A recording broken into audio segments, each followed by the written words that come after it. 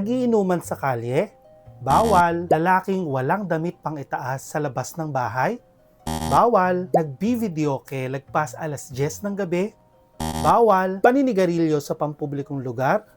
Bawal. Inflatable pools na nakaharang sa kalsada? Bawal. Ito ang latest project ng DILG at PNP na tinatawag na Safer Metro Manila Plan or Safer Cities Campaign. Pero, reminder lang, dapat itong mga panghuhuli ay may sapat na basihan at naayon sa batas. Ako si Jairo Bolledo at pag-usapan natin ang legality ng Safer Cities Campaign in this episode of Order in the Court. Ang original plan ng DILG is to increase police presence sa mga matataong lugar at high-risk areas para raw bumaba ang crime rate sa Metro Manila. Bukod dito, i-implement ng PNP ang mga existing ordinances sa NCR na nagbabawal sa paninigarilyo at pag-inom sa kalsada, mga naka-topless sa daan, videoke sessions beyond 10 p.m., curfew sa mga minors. Sa madaling salita, ang goal ng kampanya ay paigtingin ang pagpapatupad ng mga existing na ordinances ng mga lungsod sa Metro Manila. As of April 9, more than 48,000 na ang nahuli ng PNP sa buong Metro Manila. Pero may concerns ang ilang mga human rights groups. Paano ba masisiguradong hindi basta-basta lang ang pang-aaresto na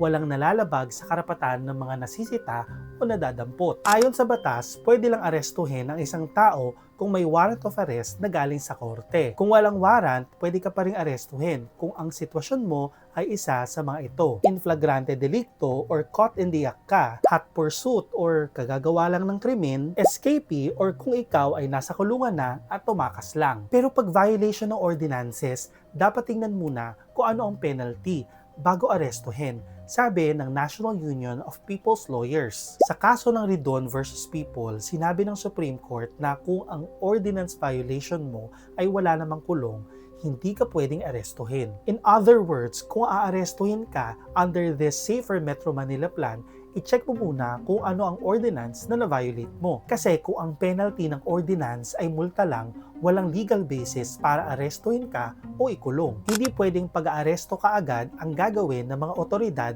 sa mga curfew violators na menor de edad, ha?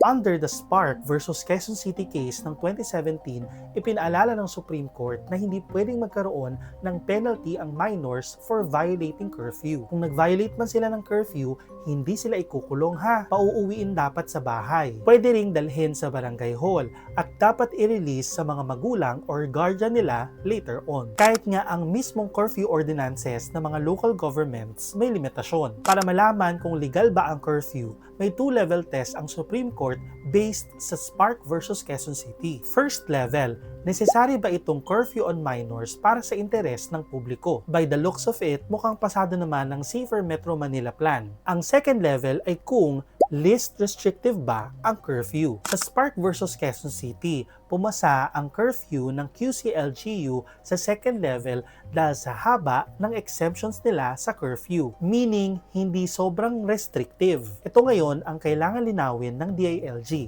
Ano ang complete list ng exemptions? Kasi dapat kasing lenient ng QC ordinance. Walang may ayaw ng safe na lugar, di ba? Pero pag may mga paghihigpit tulad nito, dapat malinaw ang grounds at basis. Dapat sigurado tayong within the laws and rules. Hindi dapat tatapak sa karapatang pantao.